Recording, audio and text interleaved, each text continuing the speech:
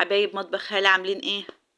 النهارده بقى انسى اي وصفة للكيكة وتعالي معايا هوريكي وصفة كيك، ولا اسهل ولا اجمل ولا احلى من كده، وعمرها ما هتفشل معاكي ومن اول مرة.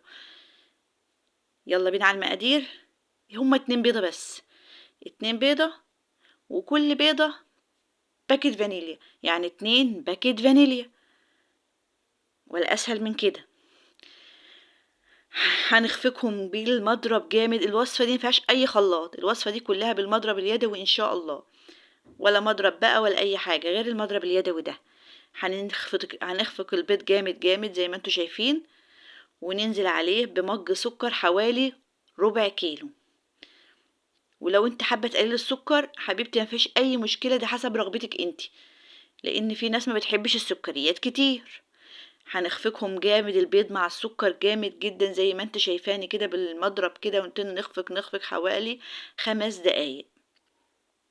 لا، 5 دقايق كتير اقل. نخفقهم مع بعض وخلاص، خفق جميل كده حلو. وهننزل عليهم بنفس المج اللي كان فيه السكر قده لبن، واللبن يكون بيغلي. طبعا انتوا شايفين البخار طالع من اللبن. طبعا انا بخفق وجبت اللبن هنا كان بيغلي، وهتشوف الخطوة اللي جاية فيها ايه، وركزوا معايا لان الكيكة دي بسم الله ما شاء الله لو طفل كده هيعملها وهتطلع ناجحة معاه. هنحط طبعا اللبن من البخار طالع منه ايضا انتوا شايفين بيغلي. هننزل عليه بمكعبين الزبدة، ونقلب كده لحد الزبدة مسيح في اللبن اللي كان بيغلي السخن. وكمان ننزل عليهم ب3 معالق زيت كبار زي ما انتوا شايفين هنا، ادي 1 2 3، 3 معالق زيت. ومتكتروش الزيت لان اصلا الوصفة دي الاساس فيها الزبدة. ولو وصلت معايا لحد هنا يا ريت يا حبيبة قلبي تعملي لي لايك واشتراك عشان يوصلك مني كل جديد من مطبخ هالة حبيبتك. شايفين قلبت الزبدة كويس، ما فيهاش اي اثر ساحت لان اللبن كان بيغلي. هننزل بقى عليها على السكر والبيض، وما تخافيش ولا اي شيء، هيكون جميل جدا. ولا تقولي بقى البيض ولا هيطلع له ريحة ولا الكلام ده، لا لا لا لا, لا ابدا. هنا انا حطيت ده اختياري، عايزة تحطيه حطيه، بس بيدي لون ونكهة جميلة للكيكة. انا بقولك اللي الصراحه انا بستغناش ابدا عن باكت الفروتو ده في الكيك، لانه بيديها لون في منتهى الجمال. هننزل عليهم ونخفق جامد على طول على طول على طول كده زي ما انتوا شايفيني. اخفقي على قد ما تقدري، على قد ما تقدري تخفقي بالمضرب كده زي ما انت شايفان. ونفس المج ده هتاخد مجين دقيق بقى من اللي احنا عايرنا بيه السكر واللبن، هياخد مجين. بس انا حطيت الاول المج الاولاني وحطيت باكت بيكنج باودر وهقلب. انتوا عارفين انا بحب احط الدقيق بالتدريج، ولو عايزه فعلا الكيكه تنجح معاكي ما تحطيش الدقيق الا بالتدريج.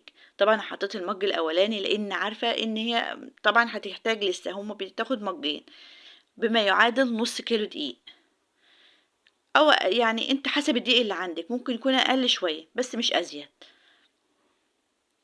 هننزل عليهم كده، انا بقى كل ما احتاج بحط دقيق، كل ما احتاج بحط دقيق زي ما انت شايفاني كده. وبشوف القوام بالمعلقه عامل ازاي. هنا طبعا لسه خفيف فما ينفعش كده، هنحط تاني لسه بقيت ايه الدقيق. وهتشوفوا معايا ونضرب ونخفقهم كده مع بعض كويس كويس كويس بالمضرب. وزي ما انت شايفاني حبيبتي والله العظيم كيكه بسم الله ما شاء الله، انت هتشوفي النتيجه في الاخر بعينيكي. لسه خفيف طبعا، هحط تاني دقيق.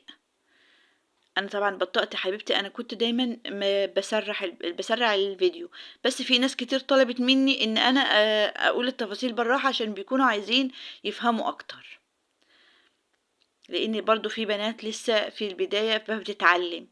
فانا معاكي واحدة واحدة، وكل محتاج دقيق وده. والخطوة دي بصراحة انت لازم تعمليها، انه تحط دقيق، لان بشوف كتير بيحطوا الدقيق كده مرة واحدة فبتطلع يا تقيلة يا خفيفة. هنا بقى كنت الزيت، دهنت الصينية زيت. طبعا انا عاملاها في صينية كبيرة شوية، لو صينية اصغر من دي هتكون افضل وهتكون اعلى، بس انا دايما بحب كده قوامها مناسب، يعني مش بحبها عالية كتير. هنزل بقى يعني لو صينية اصغر من دي حبيبتي عندك هتكون فعلا مالية الصينية كمان. هنا النص ليمونة ده بيخليها في حتة تانية، طبعا انتوا عارفين نص ليمونة ده اساسي، بيخليها هشة وبيخليها قوامها جميل، وهتشوفوها برضو عاملة ازاي.